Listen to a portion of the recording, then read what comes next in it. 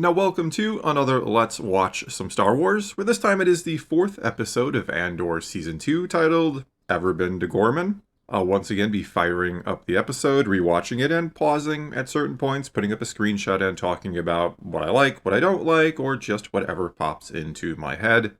There is, as I talked about in my overall review for this arc, a lot packed in here, so let's waste no time and get right to the episode. Alright, so the episode opens up with Bix having not exactly a nightmare, but actually hallucinating or seeing things. She's seeing Dr. Gorst in her living room, basically, torturing or having tortured and killed an Imperial soldier. Now, of course, again, she's imagining it, but this does have some basis in reality, it turns out, or seems. We don't really know exactly what is going on here. We have to kind of piece things together from what we see here and from things we will learn later on. And don't worry, I'm not going to spoil what goes on in the next two episodes. I'm mainly covering or just going to talk about this episode. But it seems like Bix and Cassian were on some sort of mission together, and a random Imperial soldier saw Bix's face and Cassian killed them. And this really feels like something that probably would have been seen in an episode or would have been a part of the season if this whole story arc, this whole year of the show had been a season. I feel like this is sort of a casualty of cutting down one whole season into 3 episodes. You have to cut some things out. Either way, understanding that is just a reality of the situation. We're basically learning here that, again, Cassian and Bix have been doing missions together. They keep coming back to this hideout on Coruscant. And that there is probably some level of guilt here out of Bix, or some kind of concern for Cassian as well. That Cassian had to murder somebody probably right in front of her. Someone who was otherwise pretty innocent, who, again, was kind of in the wrong place at the wrong time, I'm figuring. They were on some sort of mission, he probably stumbled on them, and Cassian just killed him in cold blood. That's what I'm assuming. And so it's almost like Bix is seeing Cassian as Gorst in a manner of speaking, that they're both kind of doing really bad, shady things, but for different reasons, obviously. Again, I do feel like there is a level of guilt here out of Bix. That doing what she is doing, becoming a part of the rebellion, an active part of the rebellion, is not exactly the easiest thing in the world. Either way, once you kind of figure out what is going on here, I feel like this is a good way to start out the episode or start out the arc. It gets you up to speed on what has happened to these two characters over the last year or so now. They, again, have been working together. They've been hiding out on Coruscant. It has not been easy. Some dark things have been done by Cassian and probably by Bix too. And now here she is just trying to cope with absolutely everything that has happened to her over the last couple of years. The next scene then is just a brilliant one, much like that first scene with Cassian and Bix. It has the job of getting us up to speed on everything that has happened to Syril in the last year.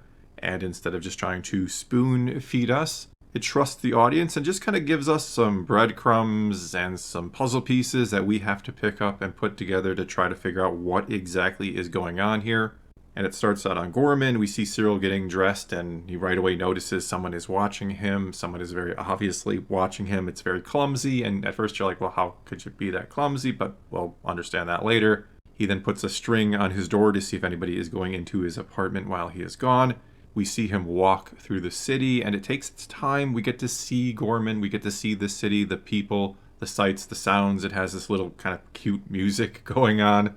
And it all just immediately gives us a nice vibe of what this planet is like, what these people are like. It has a very European vibe to it. It very much looks and feels like, say, a 1930s or 1940s France for good reason. This is, of course, a take, a sort of influenced by the French resistance during World War II, quite obviously. Even the language that we have here that they made for this show for these people sounds very French in nature. And while Syril is in his office, he is talking to his mother, and she's kind of berating him, as she usually does, about his choices in life or his status in life, that he has been sort of demoted. He's still at the Bureau of Standards, but he has been demoted to Gorman, to this terrible place with all these spiders and all that. And he sort of starts to defend Gorman and the people and says, you know, it's just Imperial propaganda that makes people think this place or these people are so bad.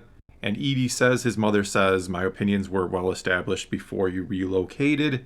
And that all subtly goes back to the first episode, that meeting, that secret meeting held by Krennic, where the two propagandists from the Imperial Ministry of Information or Enlightenment, I think it was, where they talk about how they have subtly been implanting opinions into the mind of people via propaganda about Gorman. And here we see the result of that. Furthermore, we soon learn that he is being more than watched. There is a listening device in his office, and some Gorman resistance fighters, or soon-to-be fighters, are listening in and hearing everything he is saying, that he is sort of defending Gorman and the people. And Edie is kind of the perfect person for him to be talking to right now because of Edie's disappointment in him, and saying again how this is a demotion and all these sorts of things because she's always hard on him. And he is just sort of naturally defending himself from her and these attacks, and at the same time defending Gorman and the people. And so the members of this Gorman resistance are buying into it hook, line, and sinker. They feel like, hey, this is maybe a guy we can trust, that we can go to, and that can help us.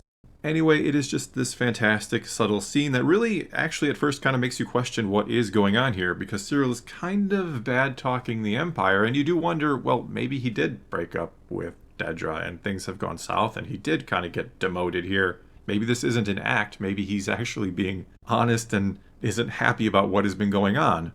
But I think we do kind of figure he has not flipped, and maybe he eventually will, who knows. But we don't think he has flipped and is against the Empire. Pretty sure it's all just a setup, and again, it is so well done. It's amazing how this 5-minute scene just tells us everything we needed to know, tells us a nice little story, and how just perfectly it is done. There's then a very brief scene of Cassian and Bix going grocery shopping, essentially picking up dinner, and there's even a really great line, one of my favorite lines in the season so far, to be honest with you, where Bix simply says to Cassian, who's kind of maybe overreacting, or he's nervous and looking over his shoulder every 2 seconds and is afraid they're going to be seen or something is going to go wrong. Bix simply says to him, "The mission is dinner. I think we can handle it." Basically trying to tell him to relax, that the Empire is not going to find them here at the grocery store or the corner shop.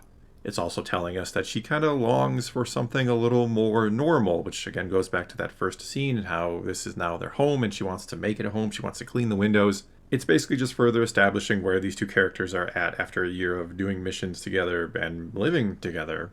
That's then followed up by a scene back on Gorman where Syril is walking home from work and someone comes up to him and kind of treats him like a tourist and tries to sell him a trinket, basically. And Syril is indignant because he has lived here for a while. He's not a tourist. He kind of wants to feel a part of the people, which is playing the role perfectly here because Syril knows what's going on. He knows he's about to be kind of introduced to the Resistance. And the more he shows annoyance by being treated like a tourist, the more they're going to buy into him. And so the guy gives him a spider with a piece of candy in it, which sounds like a nightmare to some, I'm sure. But he gives him this giant spider that has candy inside, and on the wrapper is a meeting place. And again, it's an invitation to the Resistance, and as we will soon find out, it's all part of Syril's mission, essentially. Then it's back to Coruscant, and Bix and Cassian are having a discussion about this soldier, this Imperial soldier that Cassian killed. And he's trying to tell her, this is war, I had to do it, that we're here because he's dead, because I killed him, and if not, who knows what would have happened. And then he tells her it fades, but it doesn't go away forever. He also talks about how Luthen only cares about results, that he won't care that I've killed this Imperial soldier, basically. And you kind of see how Cassian feels maybe borderline Luthen, or maybe very much like Luthen at this point, that he is doing what he has to do. He is all for the cause. He's not thinking about an individual life like Bix still is. That Bix feels guilt about killing someone that, as far as they know, just was on the wrong side, was just an everyday average person who happened to, for whatever reason, be on the side of the Empire. There's also then a very quick scene of Syril getting home. He finds out that the string that he left on his door has been broken, that someone has been in his apartment. And then he goes on to read the note in the spider and to eat the candy inside as well. It's then right on back to Cassian and Bix. They're having dinner now, and she's talking about how this is indeed war, that things are beyond your control in a war, though Cassian is very much trying to pretend he has control or to control everything, and that's kind of driving her crazy in a way, I think. There seems to be this conflict within Bix where she kind of wants a normal life. She wants things to be normal, to have just a house and a home and a husband and all that sort of thing. And yet, at the same time, she also seems to want to be a bigger part of things. She doesn't like how overprotective Cassian is actually being. And this is kind of a flip of her attitude in the previous seasons, where she always was insistent that Cassian was going to come and save her and protect her. She doesn't believe that anymore. And so again, it's another brief yet rather interesting scene about what war does to people. How do you have a relationship in the middle of a war when you could be killed at any moment or have to kill at any moment? And we also have Bix saying another great line in here, I think. Not about dinner this time, but she says, if I'm giving up everything, I want to win. We have to. Which again, I think plays into this conflict she feels about kind of wanting to have a home and a normal life, yet knowing that there is a war going on and things must be done. I have to fight. I can't just put my head down and ignore things, even though that would be easier to do. And she seems to be getting frustrated that Cassian won't let her do as much as she feels like she can do, that he is being, again, too rather overprotective. Moving right along, we then have a scene of Syril going back to the office at night. He has forgotten something for a presentation, or so he claims, and once he's back inside, he contacts Dedra. Fear not, they are still together. It is all an act. And he's telling her that the Resistance has contacted him, that he has been invited to a meeting, and she's kind of downplaying it, even though he's like super excited. And what I love about this is we know what Dedra is actually doing, that she is using him to be a part of building up this resistance, not tearing it down like he thinks is going to happen. He thinks he is exposing a resistance that the Empire is going to take down, when in reality he is again helping this resistance form, in a manner of speaking, so that they can be a nuisance to the Empire, a big nuisance, and do something that goes over the top, and then allows the Empire to crush them and to continue to plunder their planet for resources. We're then taken to ISB headquarters for yet another meeting, and this time we find out that the Imperials are arresting too many people, essentially, that the rebellion seems to be growing too big, and the ISB is falling behind. They can't keep up. They have information that has been sitting on their desk for 10 days, and again, they're just kind of falling behind, and Lonnie is the only one who will speak up and say anything, which is actually appreciated by Partagaz. He says that's the way this office is supposed to work. And by doing this, Lonnie has sort of ingratiated himself with some of the others. He's weaseling his way in, as we know he is a spy for Luthen. We also see that Dedra's former assistant has made his way to the big table and has her former job of trying to find Luthen, or trying to find Axis. And he isn't exactly playing nice with her anymore. He has the promotion, and now he's treating her cold, though he kind of blames her, saying she's been pissed off ever since she got demoted and shipped off to do the whole Gorman thing, or whatever they think she's doing. I don't know how much they know. Obviously, they're not supposed to know anything about what she's doing. So he feels like she's just being jaded and jealous, when in reality, she's the one who is doing what she has to do for the greater good, or for the cause of the Empire, not the greater good. Next, it's time to catch up with Mon Mothma, and she's talking to other senators. She's trying to see the PORD get voted down, the extension get voted down, and that is the Public Order Resentencing Directive. That's from Season 1. What happened to Andor, how he got his prison time sentence, and how it's now just basically easier to arrest people. And that all ties into the previous scene, doesn't it? Because it isn't just rebels that are being arrested. It is anybody who is in the wrong place at the wrong time, or doing anything suspicious, or anything that the Empire just doesn't like. It is all kind of snowballing. The more people you arrest, the more people you need to arrest, and more places you need to detain them, the more people you need to investigate them, and so on. Rather ironically or fittingly, the more you seem to tighten your grip, the more seem to slip through your fingers. Furthermore, we see that none of the senators really want to side with her, even ones she has counted on in the past for voting her way, or voting against the Emperor, basically. The Gorman senator even says he can't vote that way because he doesn't want to chafe the Emperor, and a lot of the senators, I think, feel that exact same way. It is another kind of snowball effect. The more power you or the Emperor has, the less likely anyone is going to be willing to oppose him. And thus the more power they're all willing to vote to give him, and then there's going to be even less opposition because he has even more power. Those who may have stood with Mon are like, look how much power he has, I can't side with you and risk everything. And so you basically have to side with power, because the only other choice is to risk being crushed, as is even said here. Again, we're just seeing snowball effects here. We're seeing this cumulative effect of the Emperor having power and getting more and more power, and less direct opposition, or open opposition, shall we say. All the while, the rebellion grows in secret and in hiding to fight against this oppression. And I think Mon is really starting to realize here that this fight in the Senate isn't going to work. We know eventually from Rebels she's going to get up in the Senate and say, or make a speech against the Emperor, and then flee and kind of be the leader of the rebellion. And I think this little montage, again, is just filling us in on how frustrating the last year has been for Mon, that she is losing more and more allies in the Senate, and seeing it more and more as a futile effort to even stand up against him here. No one is going to directly oppose the Emperor in the Senate, and it's time for other means to defeat him. And speaking of snowballing and things ramping up and accelerating, it's time to catch up with Luthen, and he has a meeting with Lonnie where Lonnie is telling him that Dedra has been put in charge of Gorman, that only a handful of people even know that, and he doesn't have any idea what is even going on there. It doesn't make any sense. He doesn't know why she, of all people, or Luthen doesn't understand why she, of all people, since she is more of a hunter, not a spin doctor, why she would be put in charge of what seems to be just a propaganda campaign right now. But anyway, Luthen is upset that it has been 3 months since Lonnie has contacted him, and we're seeing that he is also not necessarily slipping, per se, but that, again, things are accelerating, things are getting bigger and more out of hand, more difficult to control for him. He needs more information to try to stay a step ahead of the Empire. He needs to know what is going on Gorman. And the ironic thing is that this is kind of what the Empire, or the secret cabal within the Empire that is doing this on Gorman, this is what they want. They want the rebellion to catch wind of something going on in Gorman so that they will take interest in it and that they will make, a big deal out of it when things start going wrong, that they will overreact so that the Empire has a means by which, or a reason, to crush them there. The next is a rather long scene on Gorman where they are having a meeting. The people are having a meeting about what the Empire is doing.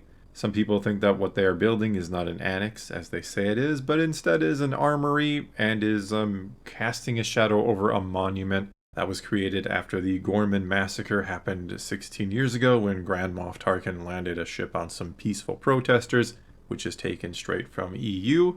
Always appreciate when they work things back in like that. Either way, Syril has been invited and he shows up and he listens to the people and has a little interview, you could say, afterwards where they're trying to see where he stands, how much they might be willing, or he might be willing to help them.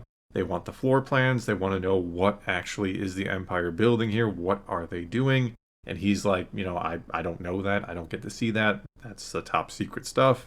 And again, it is Syril doing what he has been tasked to do by Dedra and the ISB. He is trying to work his way into the Resistance and trying to figure out, he's trying to figure out how he can play his part in stopping them, when in all reality, they just want the inside information. They want to know how much the Gormans are going to resist and what they can do, again, to provoke a response when needed.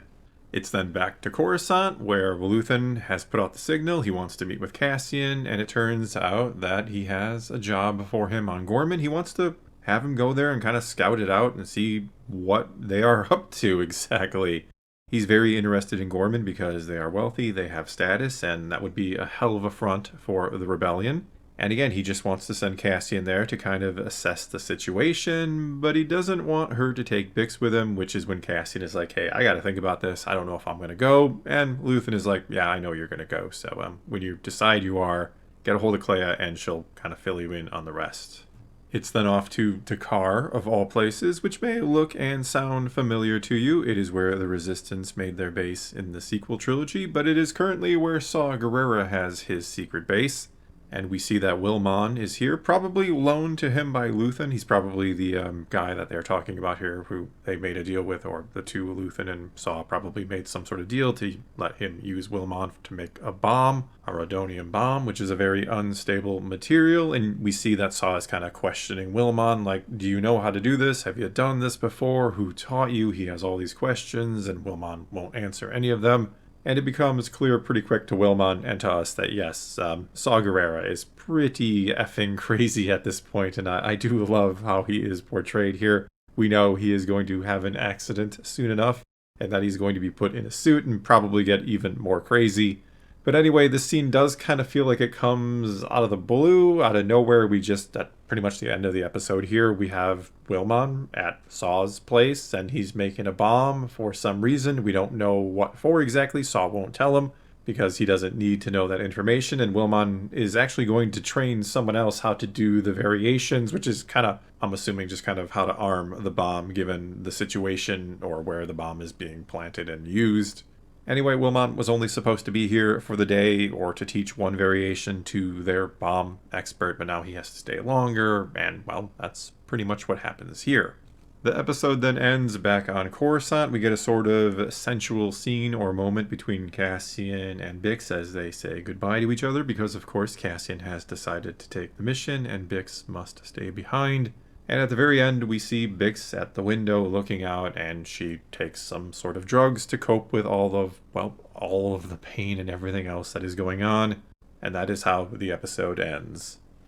And so this was yet another just fantastic, well-written, and beautiful episode all around. The first time you watch it, you kind of strap in and you kind of have maybe a little trouble just picking up on everything and processing everything because we have had the year go by and everything is presented very subtly. Again, they are trusting you, the audience, to be able to pick up on all the clues they are laying down as to what has happened and what is going on now and where things are probably going. And I love that. I love that they don't have to spoon feed us or give us a ton of exposition to try to get us up to speed.